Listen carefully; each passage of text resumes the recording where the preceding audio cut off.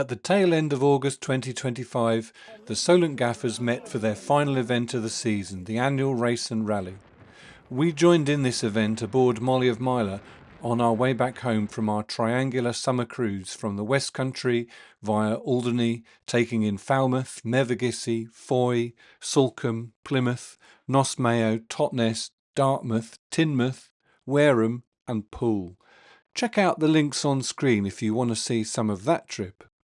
This year the Solent Gaffers annual race and rally was hosted on the Beaulieu, and a dozen boats wound their way up this spectacular wooded waterway to gather at Buckler's Hard for the first evening. The forecast for the weekend was not favourable, with strong southwesterlies and heavy rain predicted. Though a number of boats made the wise decision not to sail from their home ports, their skippers and crews travelled by road to join in anyway.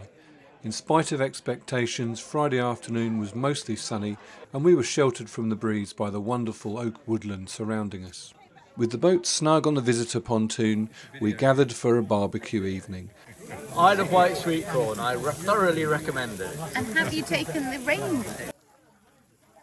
And were glad of the marquee to shelter us from the showers, which passed through on an otherwise golden evening. It was great to catch up on everyone's summer exploits over a beer and a burger, rounding off the evening with a bit of a sing-song before we retired to our berths. The following morning was occupied by a fascinating tour of Buckler's Hard historic village, guided by none other than Mary Montague Scott, a director of the Buckler's Hard Charitable Trust and fellow Cornish Crabber 26 sailor. The Trust has been gathering archaeological evidence of this past shipbuilding here, and details of a fascinating past continue to emerge. This hard was the construction site of many surprisingly large naval vessels, including HMS Agamemnon, a favourite ship of Horatio Nelson, and whose wreck now lies in the River Plate in Brazil. The weekend's main event was a race in the Solent, organised for us by the Royal Southampton Yacht Club. By the time the tide was right, the wind had built considerably, and only a few of us ventured out of the river for the race, whilst many others wisely chose to stay in port.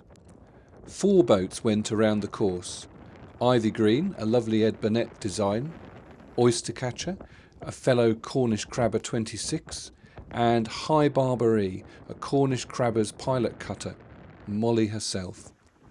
With my friend Hugh at the helm, I heaved on the lines and Molly sailed the course under second reef and staysail.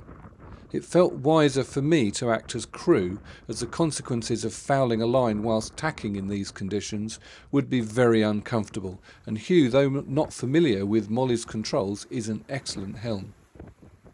Conditions had become pretty rough mid-Solent, but the sea was flatter when we could shape our course in the lee of the land.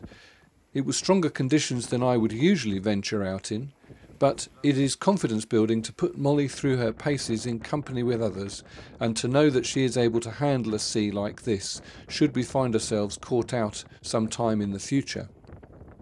At the end of the race we re-entered the river, and the second night was hosted by the Royal Southampton Yacht Club on their pontoon. That evening we were fed and watered in fine form in their clubhouse at Gin's Farm.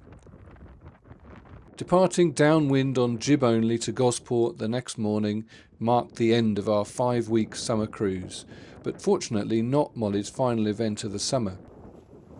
If you're enjoying this video, please take a moment to click the like button. It really helps to convince the algorithm to show this content to more viewers. And whilst you're at it, click subscribe too, so you learn when more videos are released. Thanks for watching, and see you next time on Meandering Molly.